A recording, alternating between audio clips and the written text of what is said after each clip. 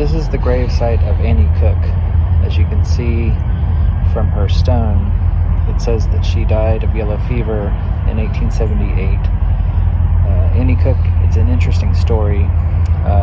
She was a madam of a brothel, so she basically managed prostitutes in downtown Memphis, and when the fever hit Memphis, she decided to change her brothel into a hospital, and she helped many people who had the fever, but eventually she died herself from the fever.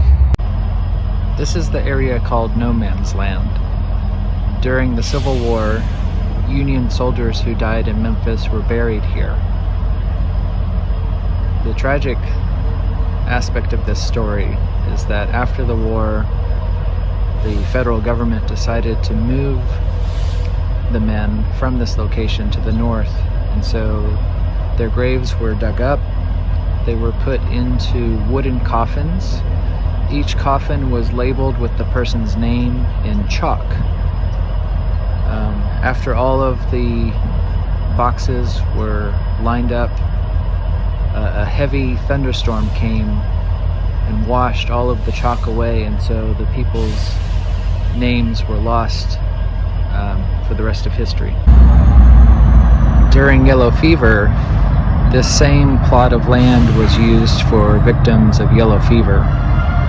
So it's estimated that at least 1,400 individuals were buried here in a mass grave. So their names are not remembered.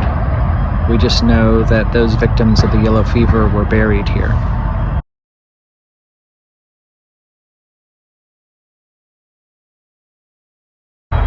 This is the area of the cemetery that is dedicated to Civil War soldiers. So if I look at some of the grave sites here, we can see that these are 1862, 1862, 1862,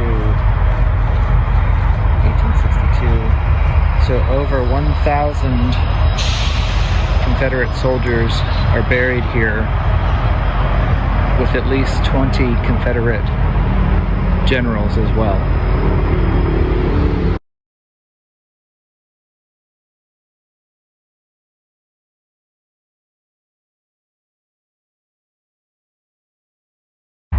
This is the gravestone of Shelby Foote, who was a novelist who wrote a 3-part book about the Civil War.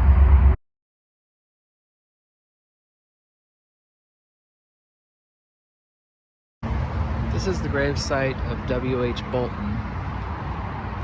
He died after the Civil War. He was known a bit of being a scoundrel. So he was a gambler, and he wanted to have a significant gravestone as part of his will. He also founded a college called Bolton College, and he wanted it to be for white men only. So his wife didn't particularly like him, so she took the money set aside for his gravestone, made sure that his buttons were not aligned on his vest, that his shoes were untied, and just so everyone could know that he was a liar, behind his back, his fingers are crossed. Now, the best part of this story is that the college that he started for white men only is now the location of Bolton High School, which is one of the most diverse high schools in Memphis today.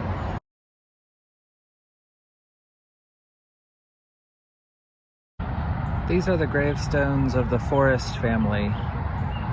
So, Forrest, as you read about, the slaver and Civil War general. Forrest himself used to be buried here, but then his gravesite was moved to the park where his statue was then erected above it. His body is still there.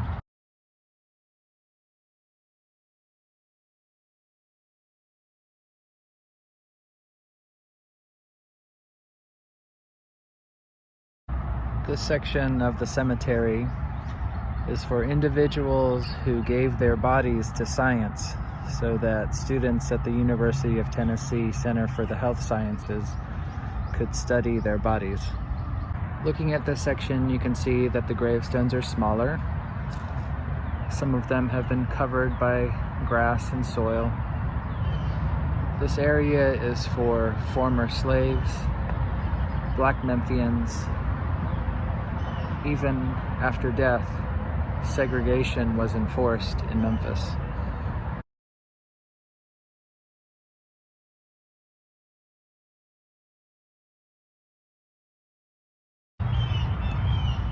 It's easy to think that the history of Memphis is only white and black, but from this section of the cemetery, we can see that Memphis also is rich with the history of Chinese families.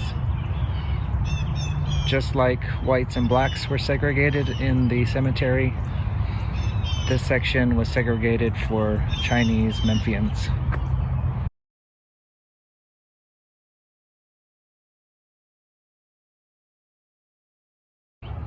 This is the mausoleum for Robert Church and his family. As you know from the lecture, he was the first black millionaire of the South, building it out of a life insurance company. And he was also the first individual to buy bonds to help save Memphis and rebuild it after the yellow fever.